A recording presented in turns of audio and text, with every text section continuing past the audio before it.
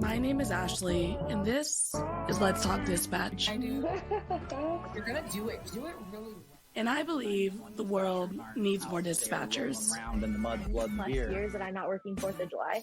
4th of July. Saying community policing, right? What about community dispatching? So on this show, with the help of my guests, we will educate, empower, and support the heroes behind the headset.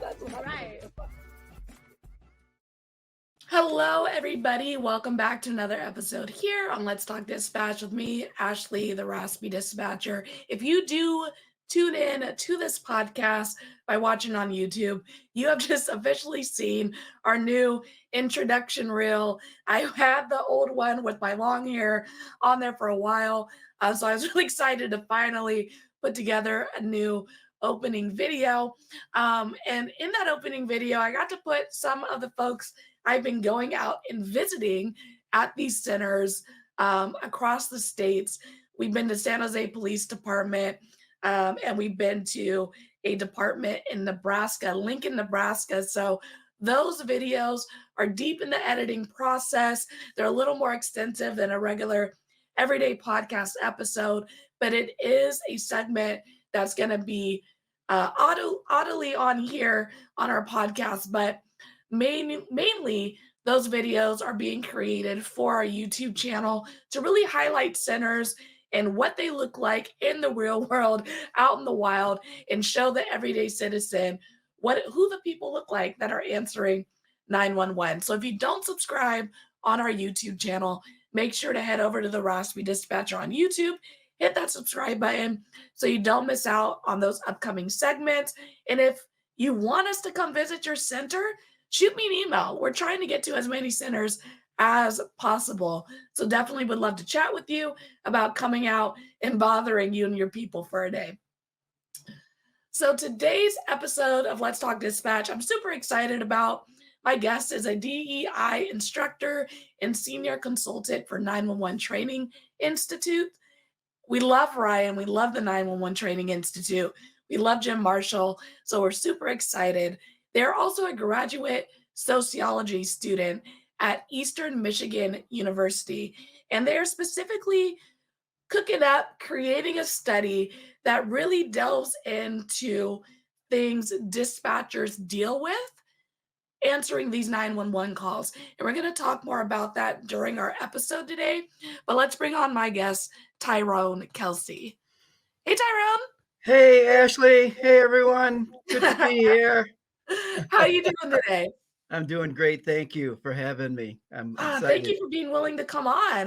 Like I told you before we hit the record button, I was really excited when you sent over the questions and the topic you were interested in talking about. So I definitely think this is going to be a really educational and insightful conversation. Yeah, looking forward to it. I hope it's educational or excitement. Give me some reviews afterwards. Well, hopefully they tell the truth because they're gonna learn something today, you know. Well, tell us a little bit about your background and how you got involved in the 911 Training Institute. So a little bit long, but I'll give you the short version. From Detroit, that Paris city and the Midwest, otherwise known as Detroit.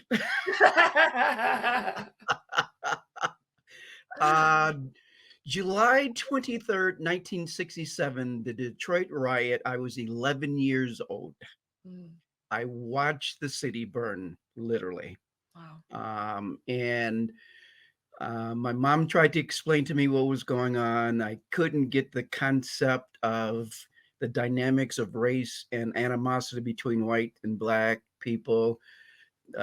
During that period of time, that was considered one of the worst riots in the country. 42 people died. Wow. 342 arrested, 1,000 people injured, 1,400 buildings burned.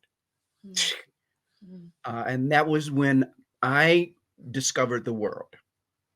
And upon discovering the world, I had all kinds of questions, and I was in pursuit of answers, and I have not stopped asking those questions and pursuing those answers since then. Um, so fast forward to freshman year, Eastern Michigan University.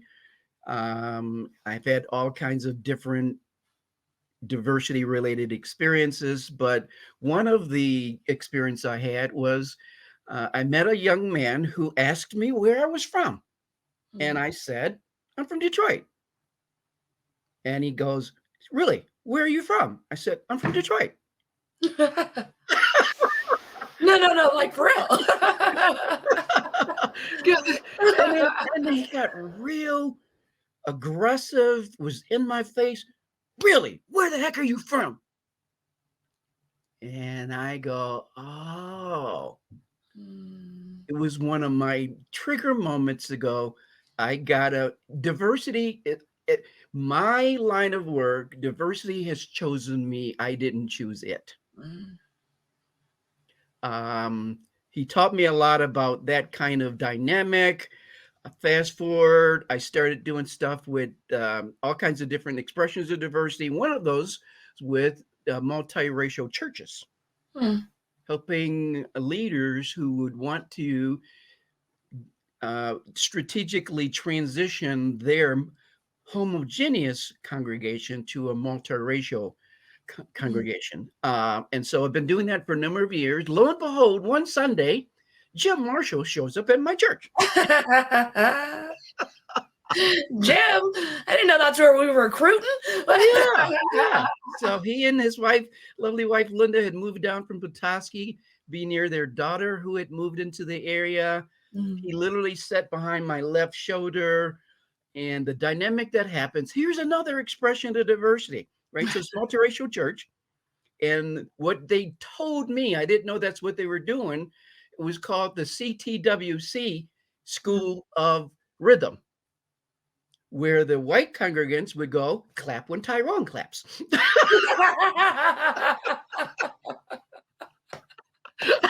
That's funny.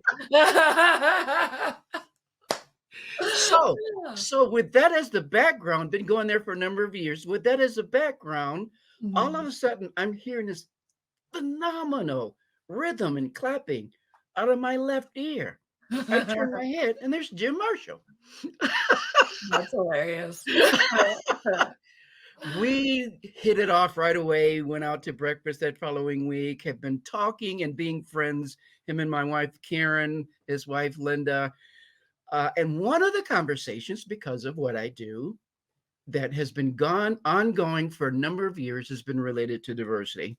He was one of the few guys that would actually read the books together, and then we would have conversation and dialogue. George Floyd, phone rings off the hook, 911 Training Institute phone, goes, do you guys do diversity? He goes, no, but I know someone that does. Bingo. Here I am.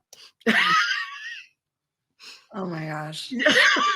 It's so like interesting you telling, your introduction into this world was back in 67 and then full circle George Floyd.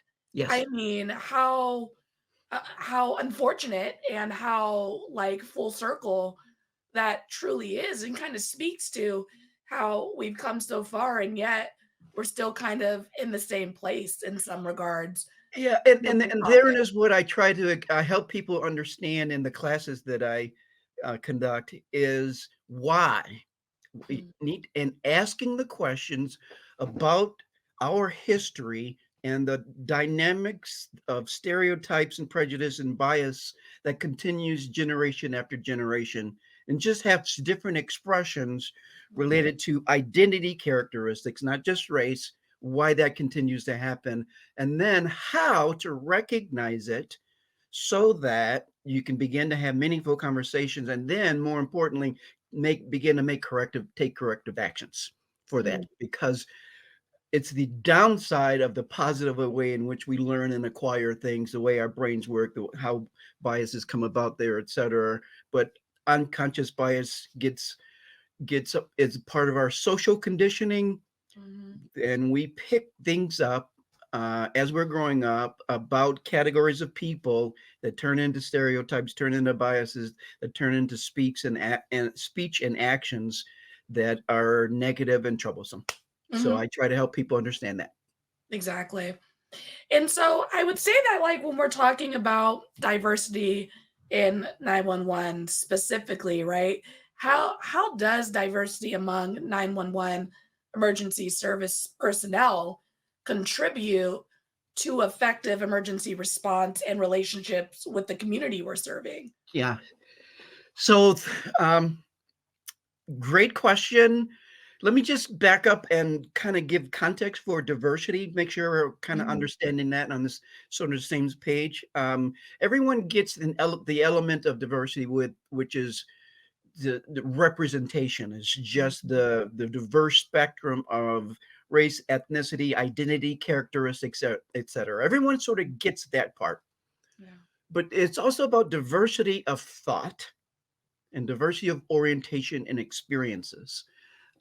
Bias is a thought related dynamic, and we get locked in on our lens and how we look at the world and understanding the world. So, diversity of thought expands that outlook Mm. to try to provide a 360-degree view and perspective of things so that you can have the big picture and understand. And it's a special dynamic that all leaders need to have.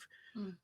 And so, in addition to just the variety of our personalities and our peoplehood and who we are as individuals, as humans, but it's also about our experiences Mm. and about our perspectives and our thoughts perspectives.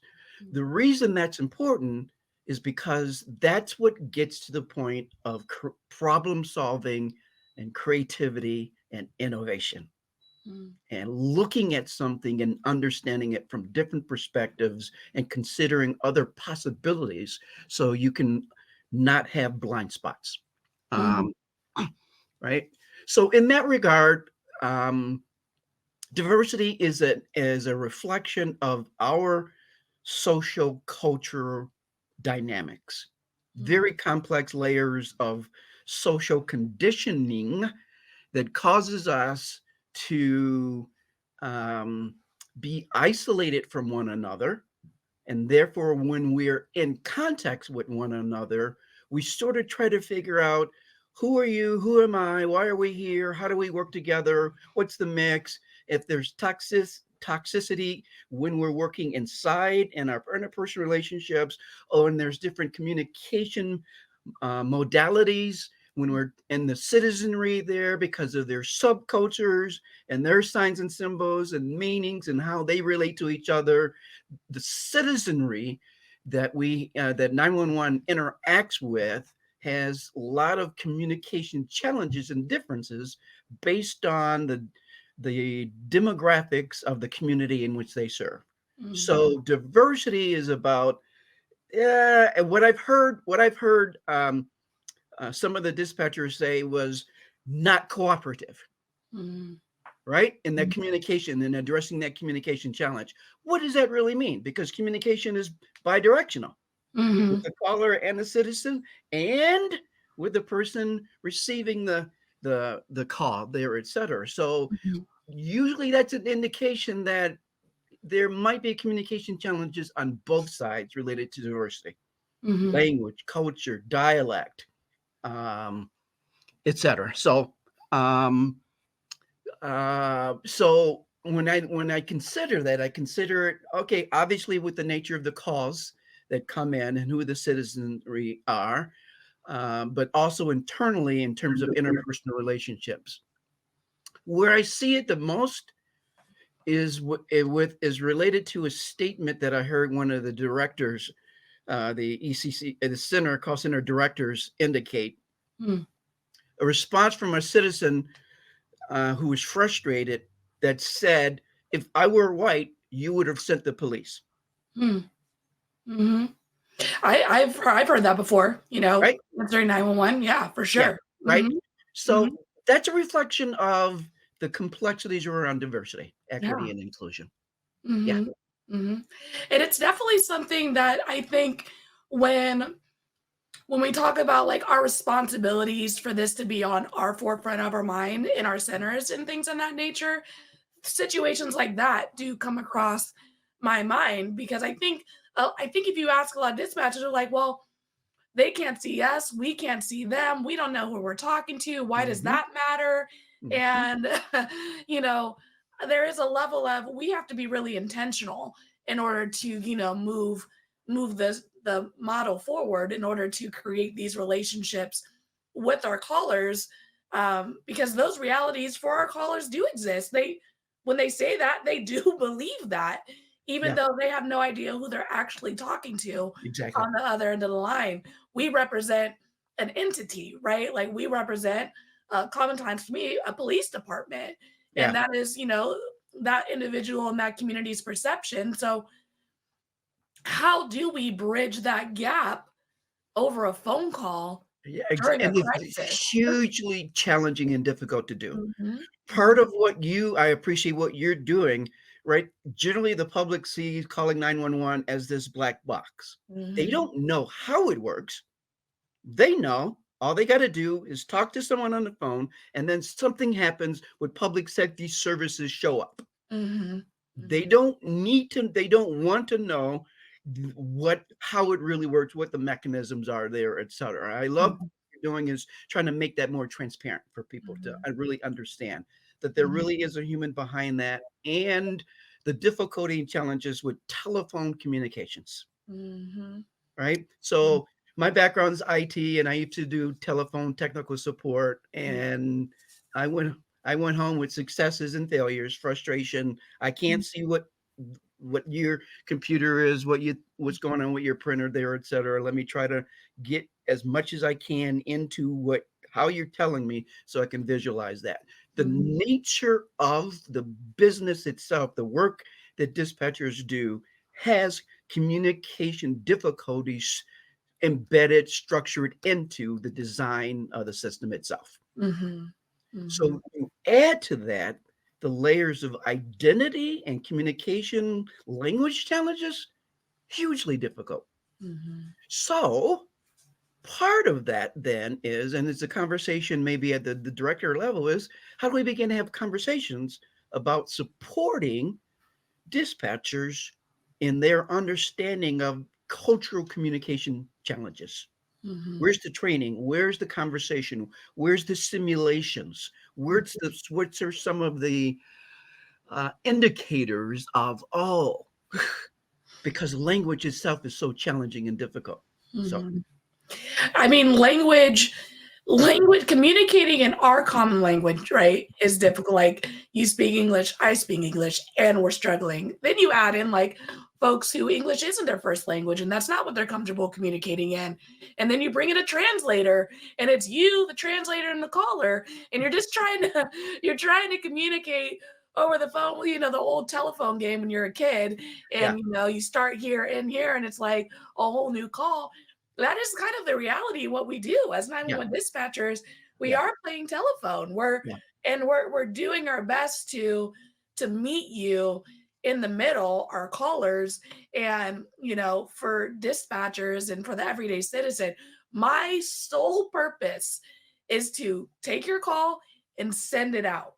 Like if there's a call sitting on my board and I can't dispatch it, it bothers me. Like yeah, I yeah, need it to go. I need it yeah, to go as quickly as I can. And yeah, I'm sure there are instances, unfortunate instances, where that isn't the reality, but I think the majority of dispatchers will like get a call, put it out. There's no world where I don't want to send your call. right, I exactly. want Yeah, to get you help. I want to, you know, get you the right resources. And for some reason, if police aren't the right resources, I'm going to try to navigate you away from that. But if you still want to talk to an officer, like, yeah, go ahead. Let's talk to right, an officer. right, Um, but for me, there's never a moment where I'm like just refusing. right. So, but when you're in crisis and you're calling for help and you're being asked questions and you as the caller don't understand why I'm asking those questions, and me as Yeah. the call taker, I'm like, why won't you just answer my question? Like, come on, I'm trying to get you Yeah. help. And you're like, all I want is help. And Yeah.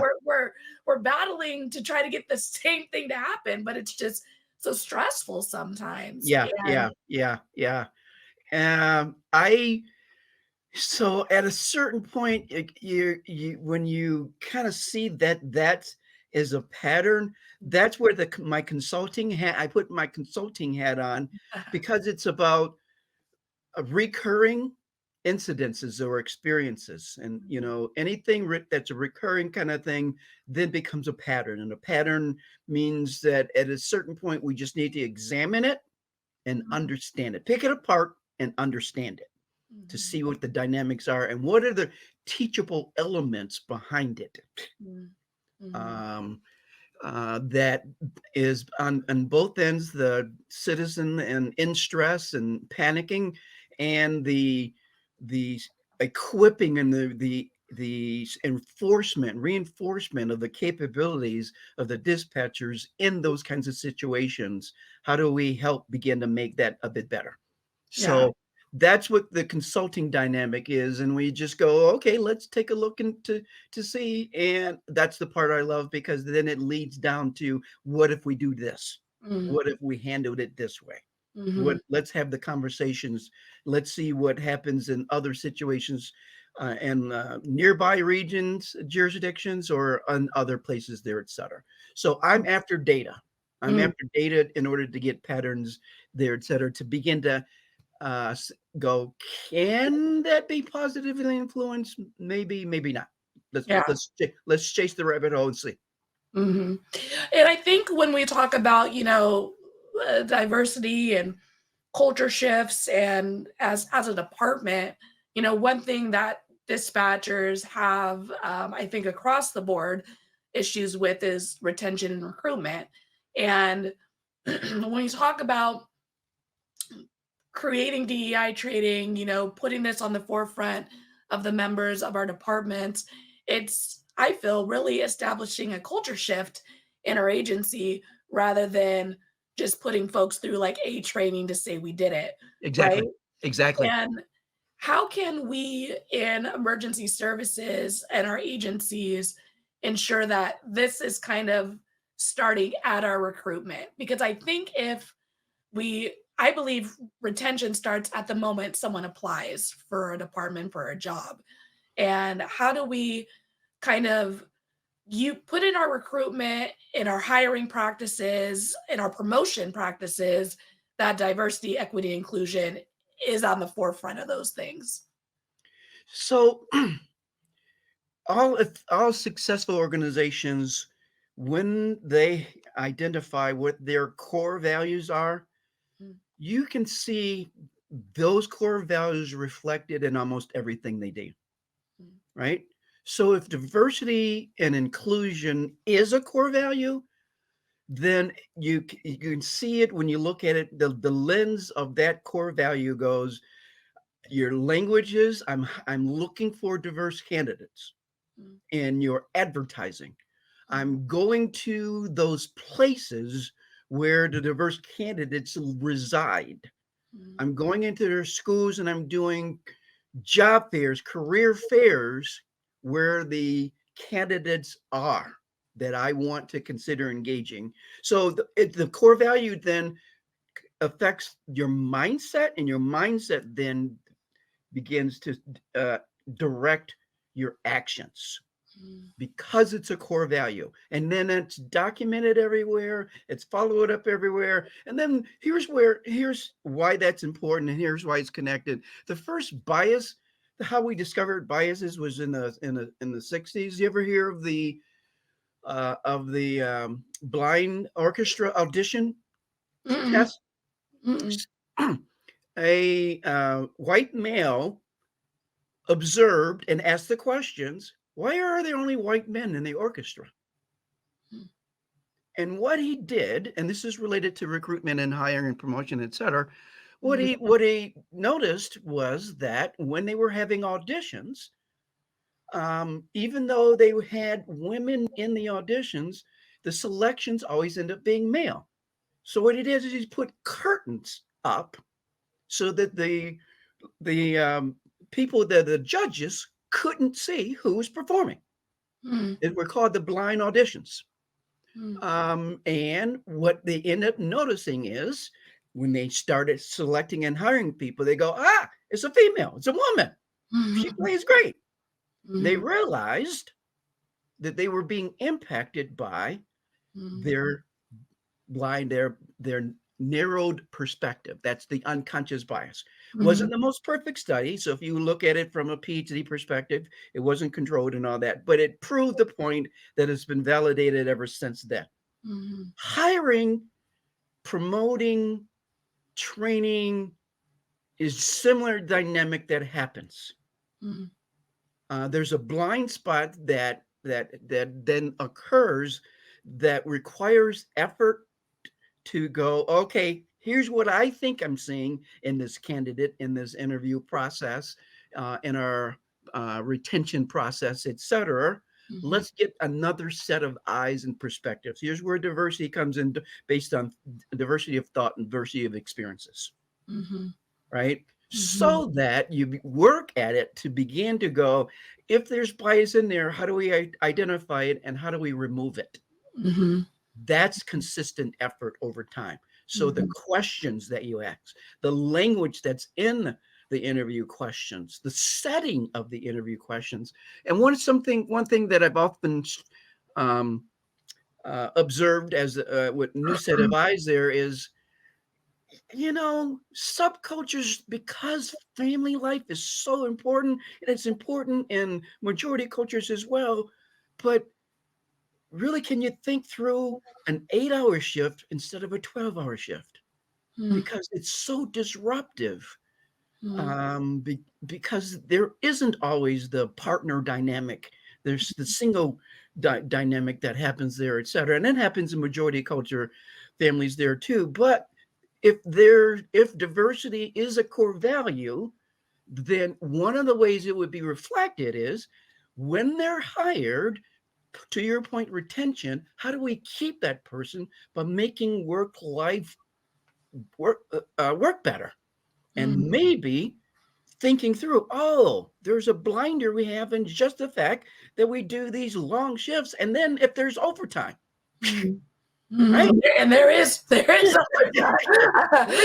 when there's overtime. when there's overtime. I'm trying to be nice, right? Right? And that's a turnoff. That's a burnout. That's a I can't do it. And so I step back and go, it's obvious from an outsider perspective that maybe that structured model doesn't align with your diversity and inclusion core value. And that's why I say blinders. Right? That's an example of that says, why can't that change? And now you start getting a little bit into the equity dynamic, because you go, whoa, people don't like change. Institutions don't like change. Yeah, dispatchers anti-change. We don't. If we can avoid changing, we'll matrix that thing. We only exactly. Exactly. Right? So you go, okay. And then that's why it goes that's why the dynamics repeat. Because if you don't do change, you're locked into the definition of insanity, doing the same thing over and over and over, but expecting different results. What we always come across, or better yet, I deal with helping folks get into this line of work, right? And one of the things that I tell people is like, look, the reality is you need to adapt to this job. This job is not going to adapt to you. That's an ugly reality, but it's true. Ugly reality. It's so true. I actually had someone leave a YouTube comment asking, they said, hey, like I have a child who's autistic. Will this impact me getting the job? And the answer is like, no. So you simply having a child who's autistic is not going to impact you getting the job. But when she unpacked it a little more, she was like, I'm concerned about like being available for appointments, being able to go, drop of the hat, go do this. And my response to her was like, you got to really look at your support system. And if you are unable to get off work, if you do get stuck on shift, if do you have someone to help you pick up those gaps? Because the reality is, and this is for, my coworkers who have children, who have, families at home that require them to be there. this is a reality that people do deal with and make work because of the type of work that we do. Yeah. But to your point is, do we have to do it this way? Is it done this way because it's just been done this way? Or is there a world where we can make it look a little different? I don't know. I haven't delved into that yet, but it's true. Like we get so tunnel vision. We get so, well, it's been done this way. You know, I learned to dispatch uphill barefoot in snow. So you should learn to dispatch uphill, like that exists. And, you know, Exactly. I try to Exactly. dispatch doing Exactly. less traumas. So, Exactly. but Exactly. there are people who feel that it happened to me this way, it should happen to you this way, and Yeah. it doesn't have to be like that. So I Exactly. think you Exactly. made a great point there. Exactly. Because they're polar opposites of your core values, if that's the Mhm, case. Because if mhm, what that means is not so much putting everything into this box and making sure everyone fits into that box, but it's mhm, also, well, can we round out the corners? Can we expand the box? Can we look at things differently and do things differently? That's the part where you go, okay, there are many different needs out there. How do we expand to address and meet those needs, right? mhm, So to your point, that's why the industry is challenged with kind of being immature and mhm. new to the whole diversity mindset perspective, Yeah. because you Mhm, have to get to the point. I love the way you just did. You start have to asking the what if questions. mhm, Why is it that way? What if we mhm, did it differently? mhm, They're threatening, but they are the pointed questions that need to be asked. mhm, mhm. And I think we need to be okay with having the conversation. Like having the conversation doesn't mean the change is happening tomorrow. And we all know it'll take 20 years for a change to happen Right, in a exactly. dispatch center. So just Right. having the conversation doesn't mean the change is going to happen. So dispatchers are listening, like, I just shut up. They're listening to you. They're making us talk about stuff. We do need to talk about stuff because I think everyone who works in a first responder realm has been impacted in some way, shape, or form by the way we do things. Yeah, And it doesn't mean that it's right, wrong, or different. It just means it impacts us. And exactly. how can we improve our situations? We do have a retention problem. We do have a staffing problem. So not unpacking and looking at the way we do things is comedy because we obviously have a problem. So we Yeah, should be examining the way we're bringing exactly. people You in. have to understand why you're having this problem. Mhm, And if we mhm, understand why, mhm, which is, yeah, different layers of why, but why, mhm, and then it'll open up the understanding that goes, oh, these are the possibilities for how we can begin to address those mhm, contributing factors, those root cause dynamics, et cetera. But to your point, the conversations help deepen your understanding of the problem, mhm, right? mhm, mhm. So I love the conversations because at that point is where you go, haven't thought about it that way. Oh, Yeah. love it. Love it. Diversity of thought. Hadn't seen that. Oh, I mean, just in our 30-minute conversation, you started talking about 12-hour shift work, and I'm like, well, we've always had shift work at 12 hours. What are you talking about?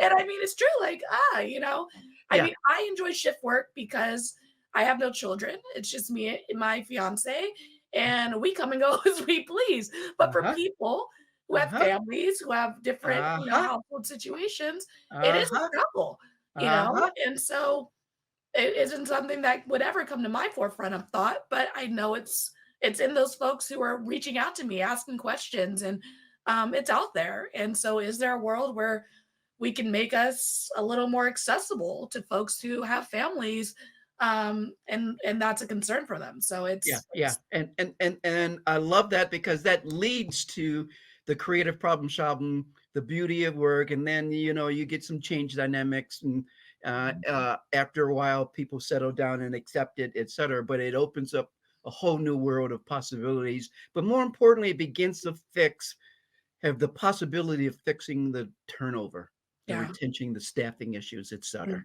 Because you've broken out of we've always done it this way mindset. yeah.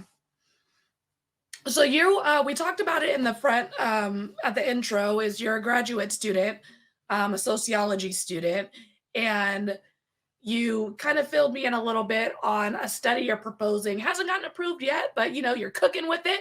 It's a great topic of discussion, and it's something that I think even if we're not, if you don't realize it yet, you're gonna realize it after listening to this question because it's something we deal with every single day as 911 dispatchers, call takers, and it's when you're dealing with callers or calls that are reporting party is describing the person as suspicious or using similar language that is very broad and that the caller believes what they mean by suspicious.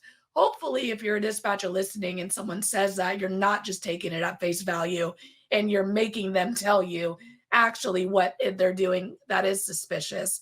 But that's kind of what your study is trying to focus on, right? Can you That tell us is a little correct. bit Yeah, about yeah. that? So, yeah, right. So, from a sociology perspective, yeah, a theoretical framework that's called symbolic interactionism. Mm. When people meet together, who they are as individuals and how they see themselves and how they see each other gets communicated with some of the language and the words that they use that carry meaning that translates into the stereotypes that we have, the biases that we have, etc. We are walking signboards of meaning.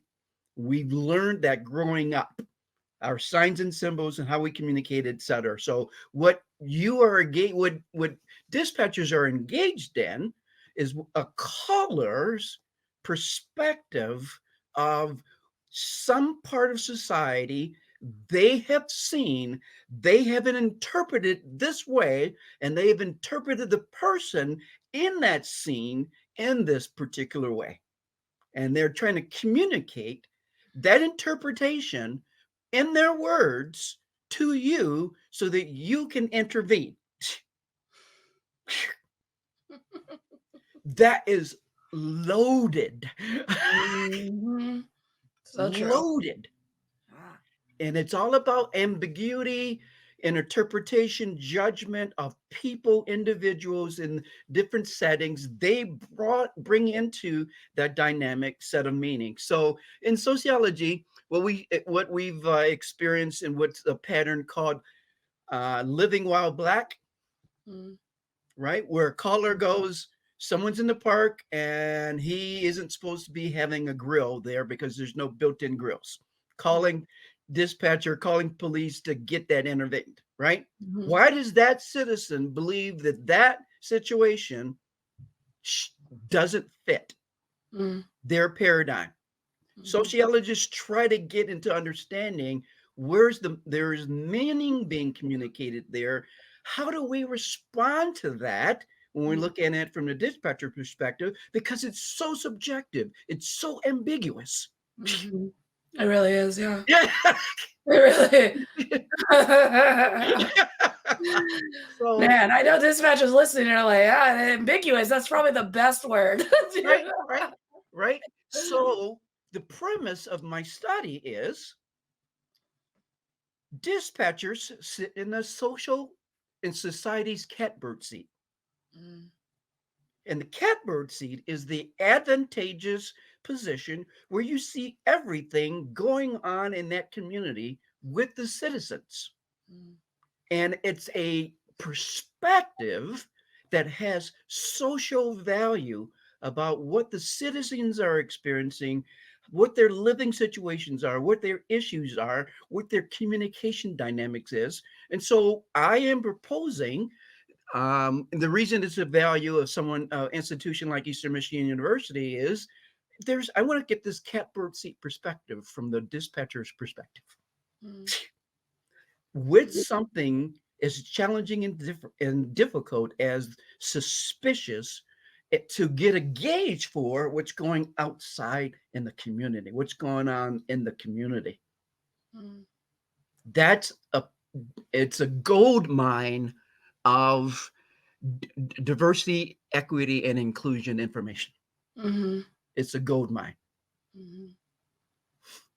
And it always drives me crazy when I say things like this, but it hasn't been done before. It's just like I barely see studies on 911, dispatchers and what we've experienced, and that's the problem, right? That's Right. why our fight for first responder status is still ongoing. Is because no one's looked at the realities of what we're dealing with and what we have to overcome at work every day. So when you're coming out here and putting a lens on this specific issue that is grand for so many reasons, and highlighting dispatchers, it's phenomenal because we need more research about these realities. So these are the kinds of conversations Ryan, Jim, and I have at 911 Training Institute. Jay, the team that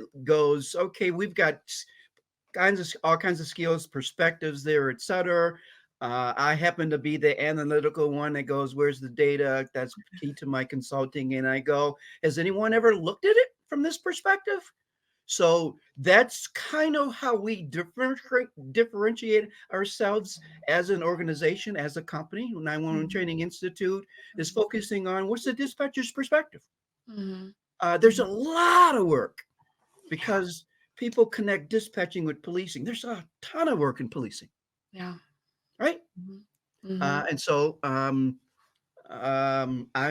at this point. If I can get this first one done, Mhm. and it opens the door for others there, et cetera. And inside the academic institution, there's slow work beginning to come alongside that says, yeah, we need to get more insight into the dispatcher space there as well, to do more studies. Mhm. So that's slowly beginning to formulate a bit. But yeah, and so I appreciate your comment there because we've recognized that for a while, and Jim's been too busy. So that's my point of contact for the organization. Yeah, and I mean, and I think that the lens you're specifically looking at, how we're being impacted is really needed because I think things come in waves, right? And there's a big push um, that's happened with like mental health, self Hmm. care, Hmm. um, how the trauma dispatchers are hearing affects them comparatively to an officer, a firefighter going out and putting like physical eyes, sight, hands on the situation compared to what the dispatcher is hearing.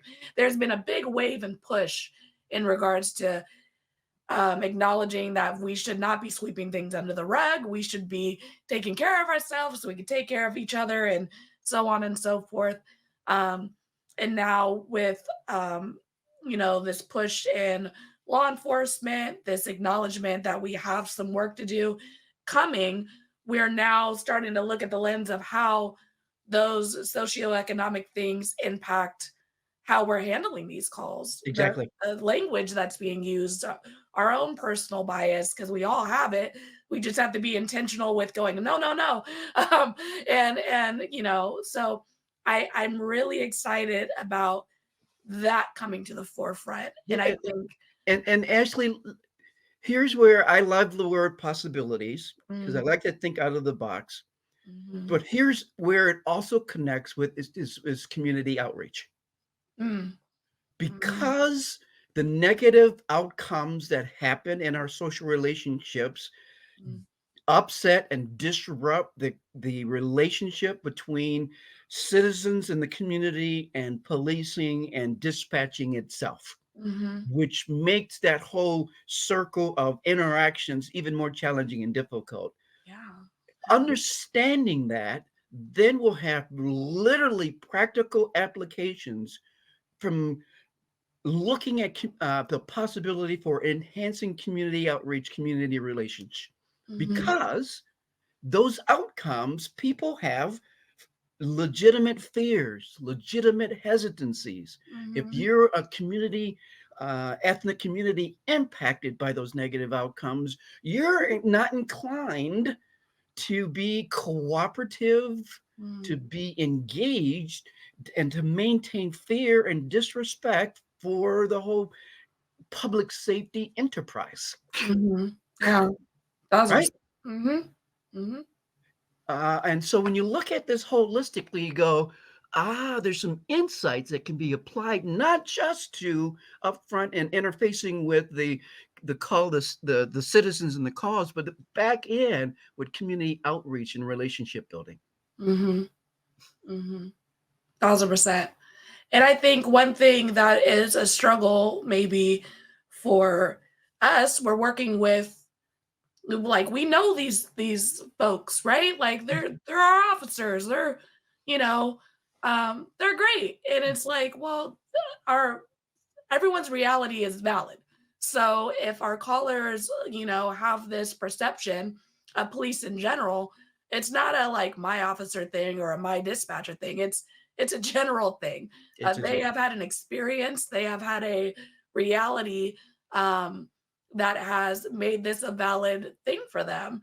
And the one thing that we say often in dispatch is like, hopefully you're not calling 911 every day. There are certain people who unfortunately have to call 911 often because of life situations and circumstances, but hopefully during this one time that you have to call 911 in your life, it's a good experience. Yeah. And it's a good experience in a terrible moment. Yeah. And we want that to be your memory of Yeah. your interaction with Yeah. a police department. Like that's our job, I think, as dispatchers, when we talk about our initial impact on the community, is I could give you a really bad experience on 911 and you're like, that department sucks. I called them and this was my experience. And that's what you're going to tell all your friends, which Exactly. if you had a bad experience, it's now the department that's going to catch the plaque, not me, not me personally, but our department. So we are a step in healing community relationships one call at a time, because hopefully you're not calling every week, but right. but it goes a long way, because that person's gonna say I had a good experience, and it's so easy how all those good experiences can get blown up just one big publicized bad experience. Exactly. Right, one outcome. Just got to rebuild that relationship, trust, that positive perspective all over again. Exactly. Right. Yeah. Right. Because when when normal citizens think about it, right, they go, yep, they rock. I call them, they come through, and 99 times out of 100, they're heroes. They do their job very, very well. All it takes is one. Exactly. Right. And the way the media works, that one gets it blows up. Yes, it does. Right? Yeah. 100%. In multiple different formats. Exactly. YouTube, long form media, just Right. And it sticks with you. It's lasting because it starts getting into our spaces that I teach about, right? The stereotypes, the prejudices, the biases, that social.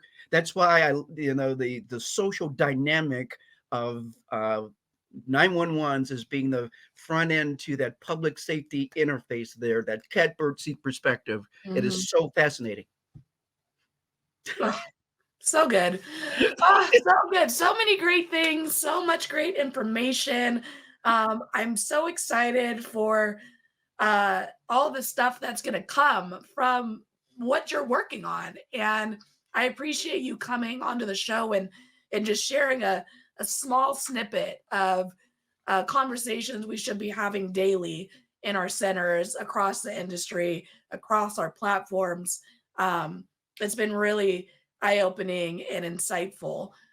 Actually, I'm really glad that I'm able to be here and share this moment with you and this information. I hope I'll get to come back at some future date and time with some more information about the study and some help I'm going to need from you and your colleagues.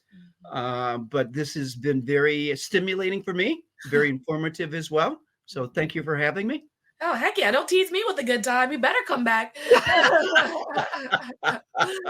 Well, Tyrone, what I ask everybody before I close up the show is, what advice would you give someone who's considering a career, and for you specifically, just in public service in general? I'm a bit old school. And public service for me was like one of those highest privileged occupations. Mm, Like you get to do well for the public. It's this elevated concept of being able to make sure society and public service and public safety, you don't have to worry about it because the people that are involved got your back, mm, right? mm, So the advice I would give, considering public service, public safety, is keep sight of your why. mm, Why helps drive motivation, inspiration, excellence, and self-care.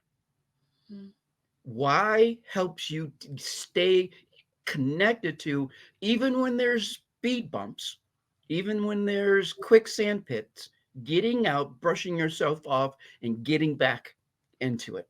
Because that's what you're experiencing, the reward, you're experiencing the high, the fit with your mindset, your skills, your capabilities is all bundled into why. Why are mm. you doing it in the first place? And this is exactly what you've been experiencing, so that a year from now, 5 years from now, however further along in your career you are, that why is still burning in your heart, still Mm, burning in your head. mhm. I advise people, keep hold of your why. Amazing advice. Tyrone, thank you so much for joining me. Truly, I'm going to have an amazing time pulling out all the gems in this episode. So, again, thank you so much. You're very welcome, Ashley. Take care. You have a good one. All right, I'll be right back with you. Okay. All right, everybody. That was another amazing episode here at Let's Talk Dispatch. These are conversations we need to be having in our centers, with our people, with our leadership, with our communities. So I think Tyrone's advice in the end was perfect for anything that you do in your life, in your career. Find your why. Find your why, hold on to it, and make sure in every decision, every avenue that you take, you're always finding that why again to make sure you are heading in the right direction. Until next time, everybody, stay raspy. Thank you for listening to Let's Talk Dispatch podcast. Don't forget to hit that subscribe button. You can find us wherever you listen to podcasts, including Apple Podcasts and Spotify. If you're interested in becoming a guest on the show, or maybe even submitting your own story, you can do all that and more at theraspydispatcher.com. Until next time, stay raspy.